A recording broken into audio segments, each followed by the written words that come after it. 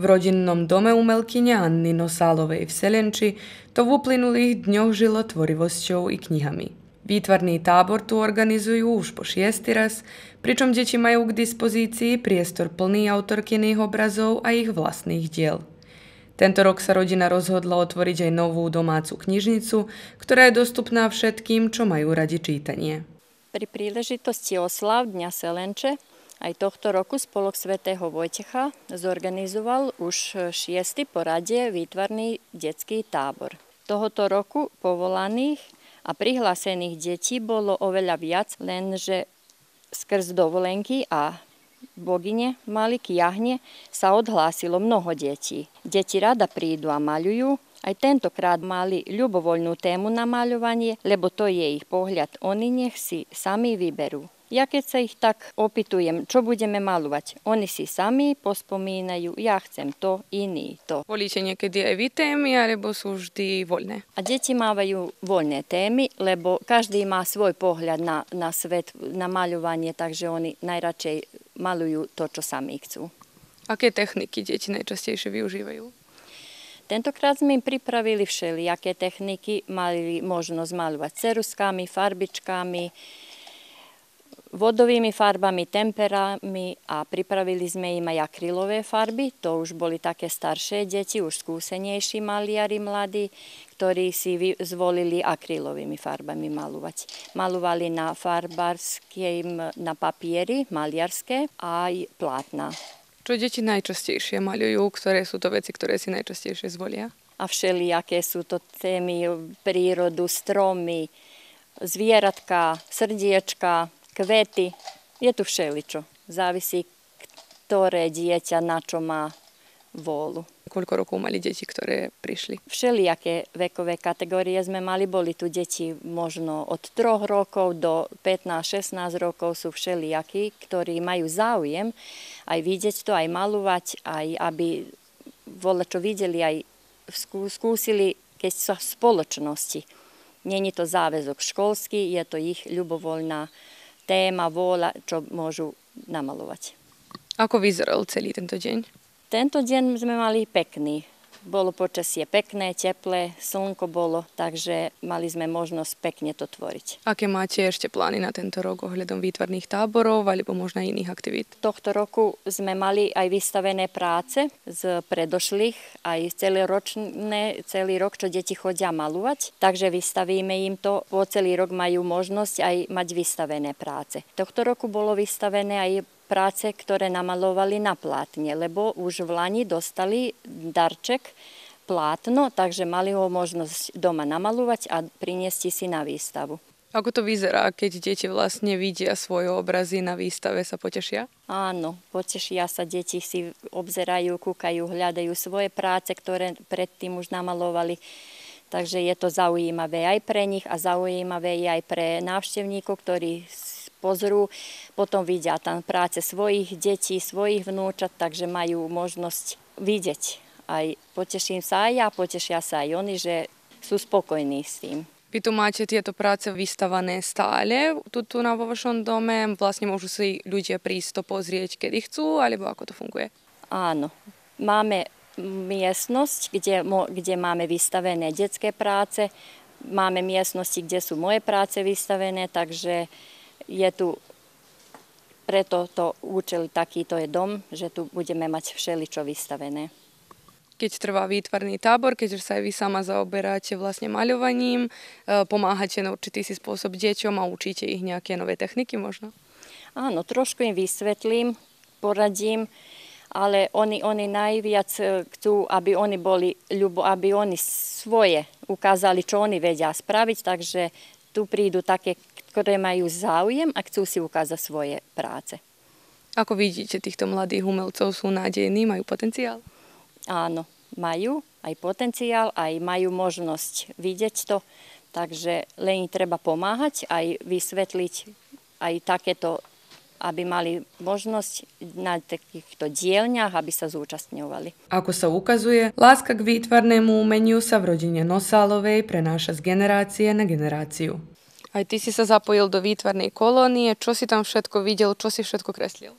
Všetko som kreslil nejaké také obrazy a zapojil som sa a robil som ešte také výtvary. Aké farby si ty používal, keď si kreslil? Všetky, skoro aj som miešal, aj nemiešal, takže som si zobrala aj všetky farby.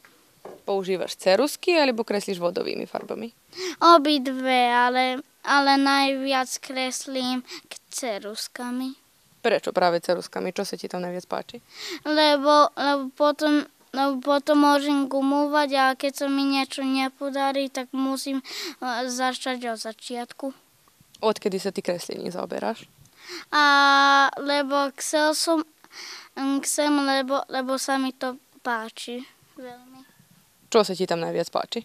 Že môžem kresliť nejaké mesta, listy a tak. Čo si teraz nakreslil?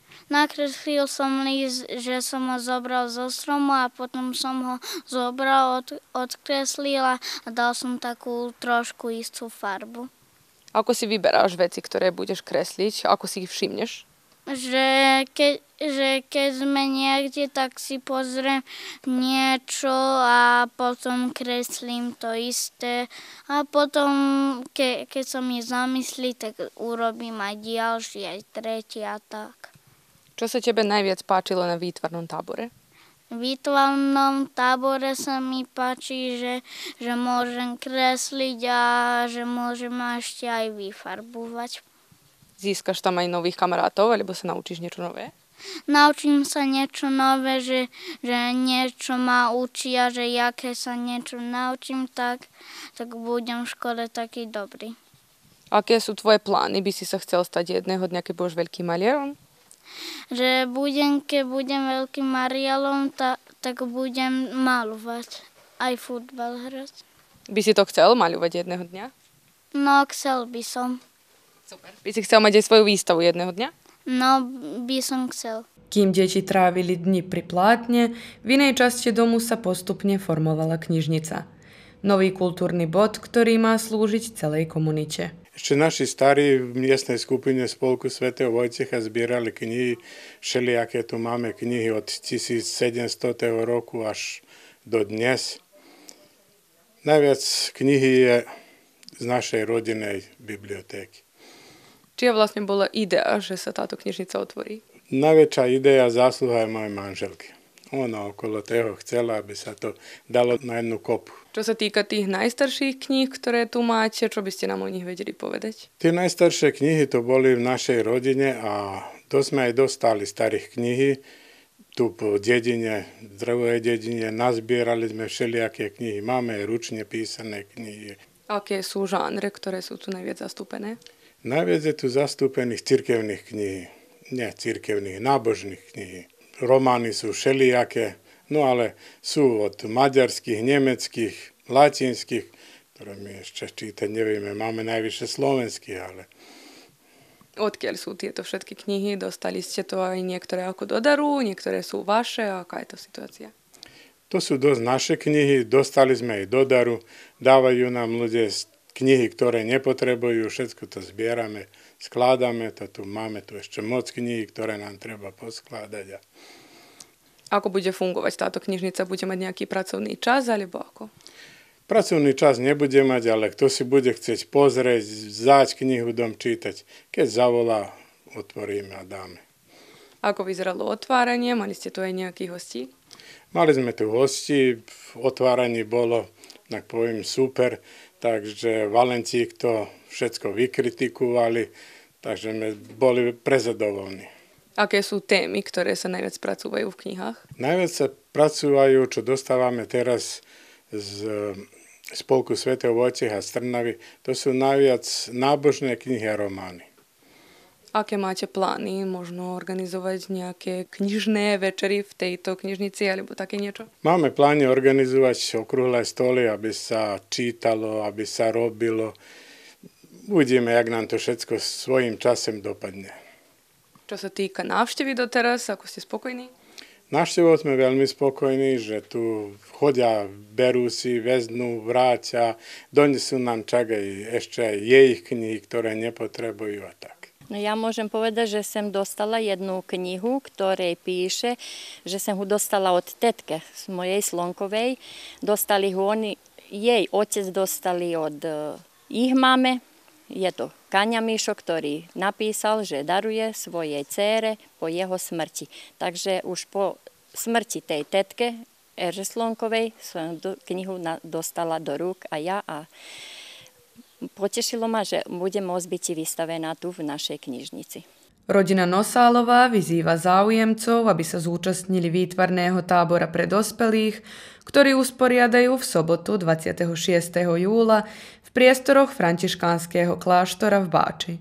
Zabezpečili plátna, farby a občerstvenie.